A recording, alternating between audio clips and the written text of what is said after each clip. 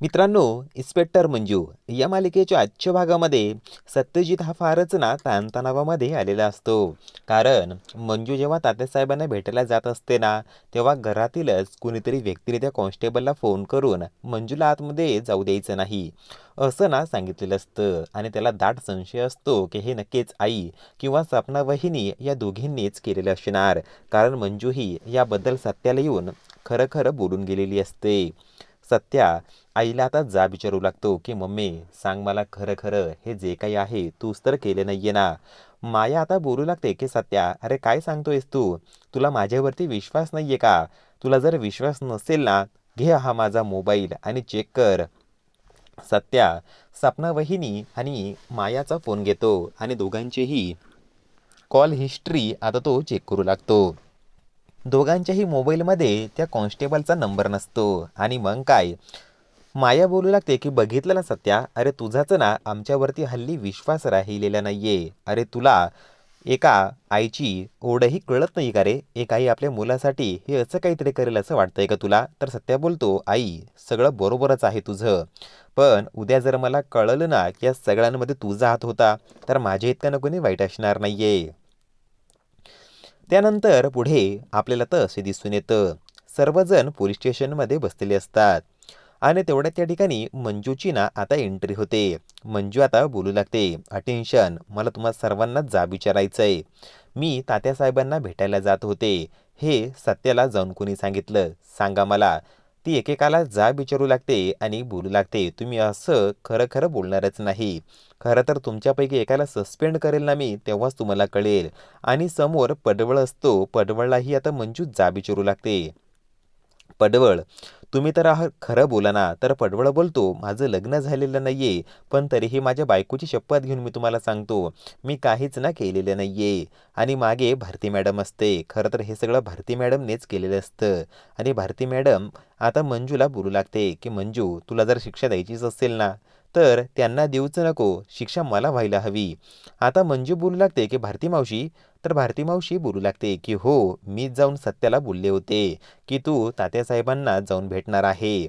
आता मंजू बोलू लागते, मी या पोलीस स्टेशनमध्ये सगळ्यात जास्त विश्वास ठेवते ना, तर तो कुणावर? तुमच्यावरती भारती मावशी.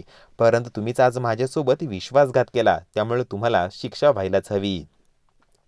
तुम्हाला आता 2 दिवसांसाठी मी सस्पेंड करते, असं म्हणजे बोलून तिथून ना तिच्या कॅबिनमध्ये निघून जाते. सत्यदादा आता रस्त्याने चालत असतो, त्याच्यासोबत बलमाही आलेला असतो. आणि बलमा आता सत्याला जाब विचारू लागतो की सत्या, त्यानंतर पुढे काय घडलं याबद्दल काही बोलणार आहेस का तू? आणि मग फ्लॅशबॅकमध्ये आपल्याला असं दाखवलं जातं, मंजू आणि सत्यजित गाडीवरती बसून पुन्हा एकदा प्रॅक्टिससाठी आलेले असतात. मंजू आता बोलू लागते की काय रे सत्या, आज तू दोरी नाही आणलीस का रे माझ्या कमरेला बांधायला? तर आता सत्यजित बोलू लागतो, नाही मी काहीच आणलं नाहीये, तुमची रनिंगची प्रॅक्टिस तर झाली आहे, आता आपण आज वेगळी प्रॅक्टिस करणार आहोत. मंजू बोलू लागते की म्हणजे? आणि मंजूचा हात पकडून सत्या जरा तिला बाजूला घेऊन जातो. सत्याने त्या ठिकाणी एक दोरी 2 झाडांना बांधलेली असते आणि एक शिडीही तिथे असते. तो आता मंजूला बोलू लागतो, या दोरीला पकडून या पॉईंटनुसार तुम्ही त्या पॉईंटला जायचंय. तर मंजू बोलते, अरे पण हे कसं जमणार आहे मला, आणि मध्ये खड्डाही खंदून ठेवलाय तू, पडले तर मी?